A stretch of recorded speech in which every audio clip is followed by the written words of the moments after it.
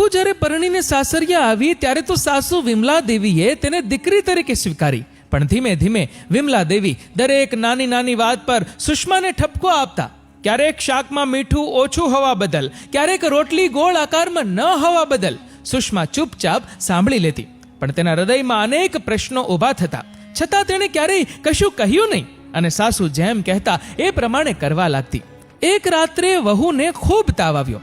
બધા સૂઈ ગયા, પણ તેદી સાસુ ધીમે ધીમે તેની પાસે આવી અને હળવા હાથે તેના કપાળ પર હાથ ફેરવ્યો, માથે ઠંડા પાણીના પોતા મૂક્યા.